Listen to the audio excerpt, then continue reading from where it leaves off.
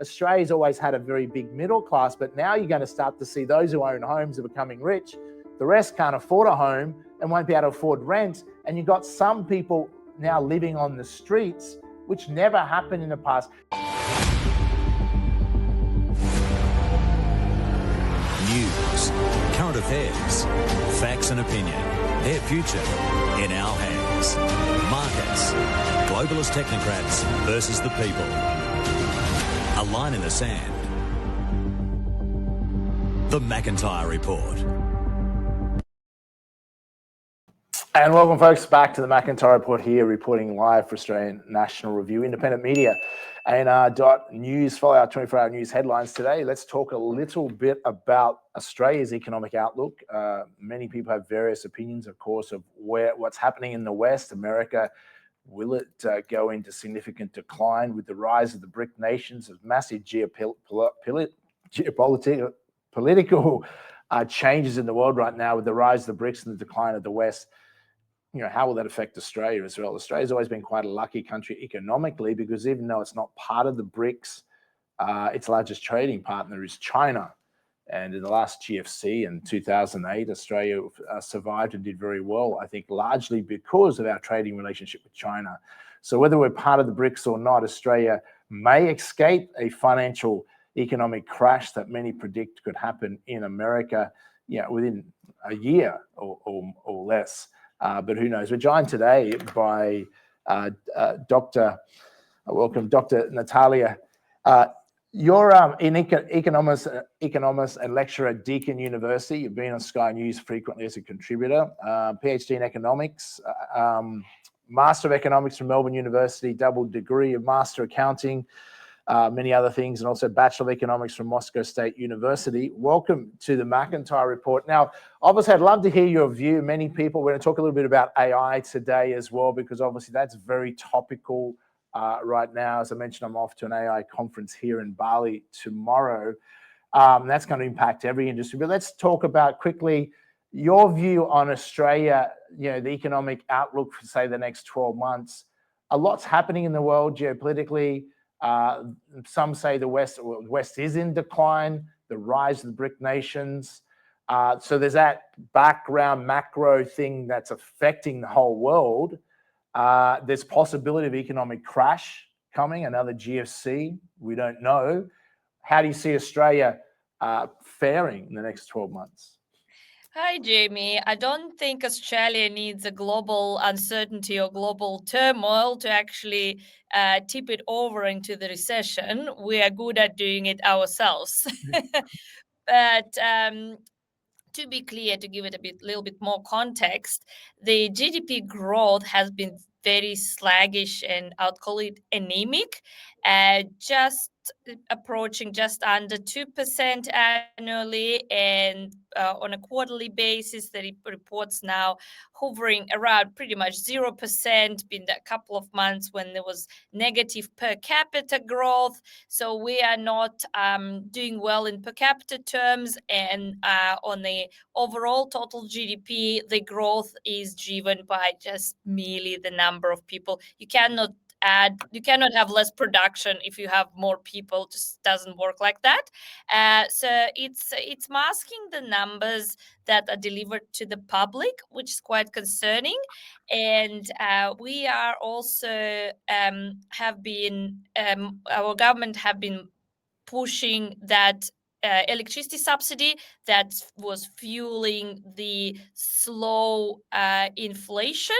And now the next inflation figures, which I think due this coming Thursday, we will finally see what is happening without the electricity subsidy. And that's the biggest concern here, that might actually start tipping the economy into at least per capita recession in the coming months. Wow, that's quite interesting and concerning, really. My concern for Australia is that America could face decline, could face an economic crash, the Western banking system, etc. There is that change, as I said, to the BRIC nations are certainly rising, and Indonesia is joining the BRICS, and Indonesia, I think, has a very bullish. I'm very bullish on Indonesia. It's a growing economy, a lot of young people, and they're doing quite well. Australia has been the lucky country. It has kind of avoided the worst of the GFC. But I agree with you, they seem to be masking the figures. In America, they can print money, right, and export US dollars around the world, which is the cause of inflation.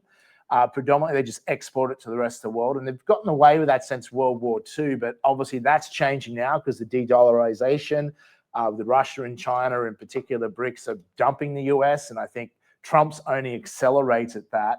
But Australia, I've called for Australia to join the BRICS. I think Australia should have a more independent foreign policy.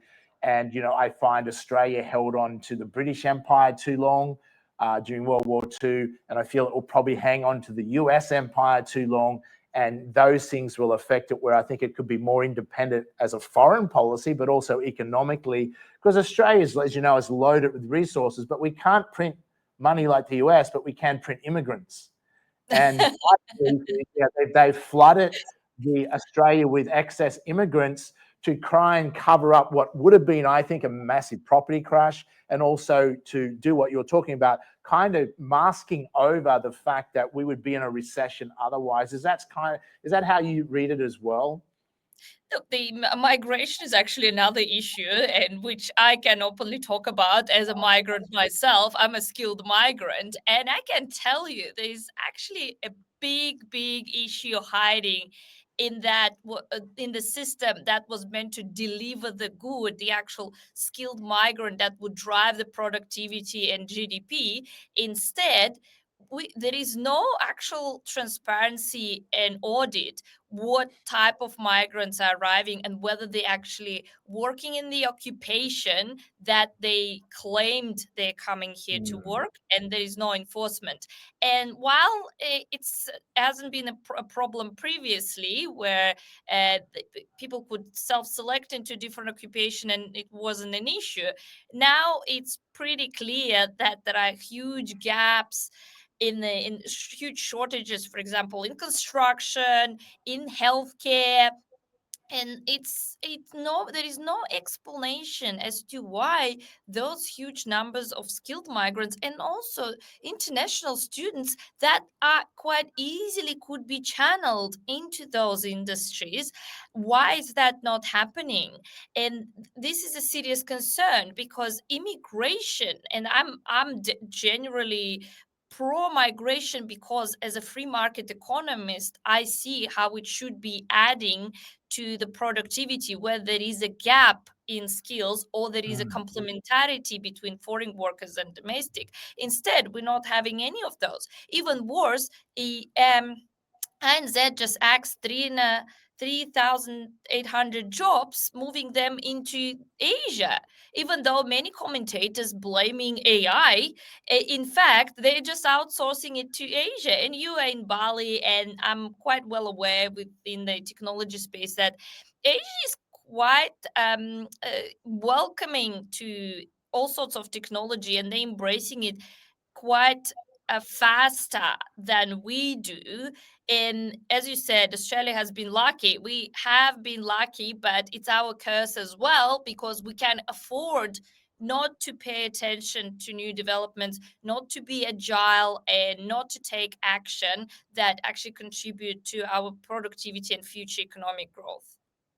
Yeah, it's interesting you raise those things, especially on migration. As you know, that's a political hot potato now. So flooding Australia, like much of the West, is also going to become politically hard. To use excess immigration to prop up the Australian economy and to prop up the Australian property market is going to become harder to do in the future without productivity gains. And as I said there, I'm all for skilled and quality immigration. I think with the immigration issue, some people are obviously against it because of too much immigration. But I think we all know that skilled immigration, as you're saying there, is very good for an economy. It increases productivity and fills those labor gaps. But if there's poor quality immigration, which I think it appears there has been some of that, and not the proper skilled migration, then you have people that become not adding to the economy, but actually become a drag on the economy, unproductive citizens. And then you see increasing crime and violence and all these other social factors, which only then leads to, well, what I see now is a very big trend of Westerners as massive immigration comes into the West, a lot of Australians or Americans or Europeans are actually planning to leave the West and leaving Australia. So ironically, Australia could suffer brain drain, possibly, and capital drain, as capital fleeing, as people go, well, this was a great country, but it's incredibly highly taxed. The inflation, Australia is more, I think, sensitive to increasing costs of living because we are such a high taxed income. We might earn a lot, but if you pay so much high taxes and it costs so much to live, are we witnessing the middle class, like say even in Russia and other countries where there's not such a big middle class, you have that very rich, you have the very poor. Australia's always had a very big middle class, but now you're going to start to see those who own homes are becoming rich. The rest can't afford a home and won't be able to afford rent. And you've got some people now living on the streets, which never happened in the past. Are these economic factors going to get worse before they get better, you think? Yes, I do think they will be getting worse. And especially as you mentioned, the erosion of middle class and polarization of wealth is real. And even as you correctly pointed out, that's exactly why the cost of living hurts so much and so obvious, is because there is not much disposable income, or not much income that we have a choice or discretion about where to spend it, because 30% on average is getting taken by tax, and then about 20 to 30% is taken by the mortgage or rent. And what's you left with is just what you can spend on groceries and the basic bare minimum, seeing a doctor, fixing your car. And not just there, as soon as any bills are going up, say electricity bill goes up by $200 a year, which what's going to happen when the subsidy is going to be gone off, that's already noticeable to an average household. And the numbers, the housing market is appalling. The numbers showing the average or median mortgage in Sydney can only be afforded by a couple or one person with a joint income in excess of $200,000. That's way above the median income that's in Australia. So we talking about you cannot really afford to own a house in Sydney if you are a middle class.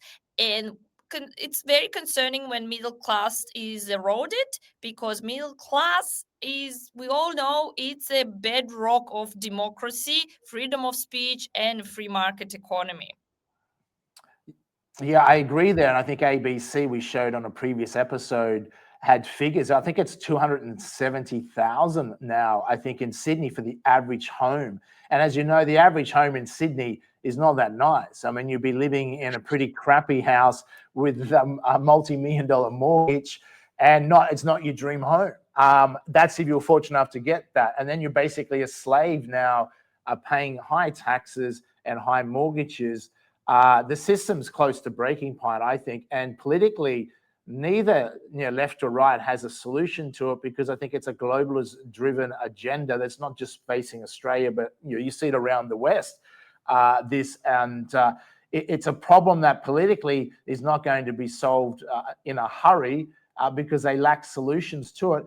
The only hope I see for America, I think, they've got like 37 trillion in debt. I think they're going to try and create with this, the Stablecoins and the Genius Act to try and, I think, push that, because I think the printing press is broken, right? The Fed can't keep printing fake money anymore, because I think that scammers up. People don't want US dollars because it's not backed by anything. So I think they're trying to use stablecoins to shift the US debt into crypto, and then spread it, devalue the debt, devalue the stable coins, and then basically write off US debt and hopefully reset the system. I'm not sure the rest of the world's going to really fall for that. I think Russia, one of the Russian ministers, called that out only recently. That's what they believe the plan is.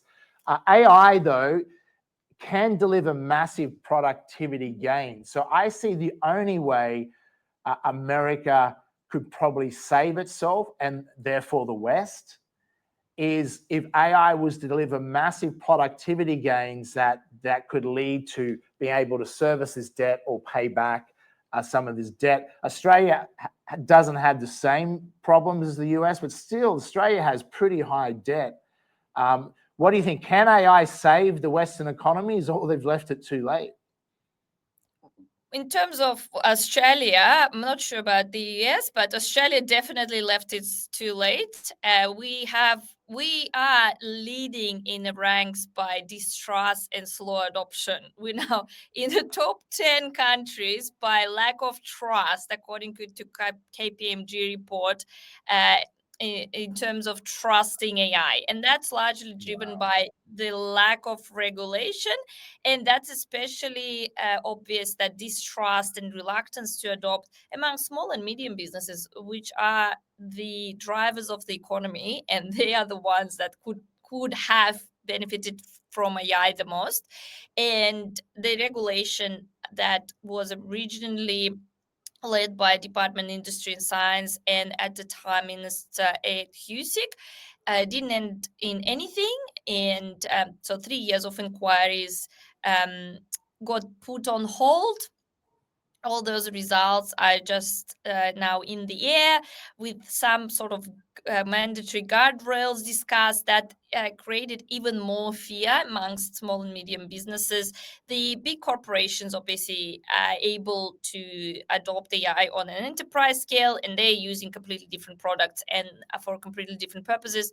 They're more focused on taking benefits from large data sets. Again, that's the commercial grade databases that they buy of those marketplaces, then they merge and create those campaigns that convince us to buy, that track our spending patterns and where we go, what we do at which time of the day. While small, medium businesses, they AI could have automated routine tasks, but they are terrified of a possible legal burden from simple things like AI hallucinations that happen, say, in somewhere at the stage of large language system somewhere in California, can deem the product, the final product that they sell, not fit for purpose. So say you make a postcard that you sell and the AI hallucinated somewhere, and you put the wrong picture that had the wrong copyright, and you're just a sole trader or a person employing a couple of businesses, and you hit with the same court case as you were if you were a large corporation. So you got straight away wiped out. So nobody will expose themselves to those sort of risks. So lack of regulation and lack of proportionality in the any regulation that could be applied to those cases that exist at the moment in terms of data privacy and sorts obviously deters businesses from adopting AI. But yeah, to your point, of course, AI could improve productivity massively because it just takes away the most routine jobs, and most productivity gains lie exactly there, because you can repurpose existing resources to do more creative tasks. And let's be honest, there is no shortage of there is no unemployment. There is a shortage of labor. So all those fears about AI stealing jobs is absolutely ungrounded, but that's another agenda, especially in the media, that drives the fears and reluctance towards artificial intelligence, which that one should definitely be stopped, because there is no single clear example when someone's job got completely replaced by AI start to finish. I think you raise good points there, because I'm thinking, why are Australians more skeptical or don't trust AI? And obviously that's one of the reasons, the fear of losing one's job. But if we looked at all technological advances in the past, it's actually just meant that, you know, jobs just move up the food chain to more skilled workers, and we get rid of the more mundane things. It's a good thing. Now, AI, what, you know, you're saying that you think that will be the case. I mean, any technology can be used for good and bad. I just wonder, even politically, because AI is associated with track and trace surveillance, and we've seen what happened through the COVID lockdowns, etc. There's also an intimate fear that AI can be used to, you know, take over the world. whether that holds people back as well. And then you also got the education issue. If you're not being educated, if people aren't educated, they're simply not, they might know about ChatGPT, but they don't know how good AI can do and all the other things. And I guess the other component is, China and even Russia, I think, is ahead in AI, but China in particular, I think, has already won the AI race. And I think the American president come out, I think, in the last few days, basically saying they need to change America and adopt more, actually, like China has, not just with AI, but with their form of capitalism, which would be a major shift for, to basically copy China. But China's clearly winning, I think, economically, etc. And do you believe that China, I know you got to go shortly, but do you think China's going to win the AI race? And Asia, I mean, obviously they're much more productive and effective and the new economic powerhouse because of AI. It's hard to comment on China because their questions about reliability of data that's coming from there. So I would stay as an economist. I'd like to comment on the data that I know is coming from reliable sources. But overall, my impression from Asia and their adoption is that they're quite ahead. But overall, AI in education and those concerns that people or students will not know anything. The trick is, and the magic is, to actually teach people to use AI to complement their profession, not use it instead of learning, and use so-called assured learning techniques where you make sure a person actually learned the fundamentals and critical thinking. But also, not everyone is actually able to use AI that professionally and creatively to actually help their jobs yet. So teaching students and future professionals to leverage AI to make their outputs better, to train their tools to work with them, because all people have different ways of learning. In terms of, some people prefer learn better through reading, others through case studies. So there's still a lot of unlocked potential. So while we're sitting there worried about people asking AI, or like your doctor asking AI which bone you broke, and it's a similar issue when we were over focusing on whether people are cheating or not during COVID, when the remote education came about, same as is your workers doing their work because we cannot see them. It was that worrying about the cheating or whether that actual person is doing the work. Do we care what how the process was if the result is of acceptable quality?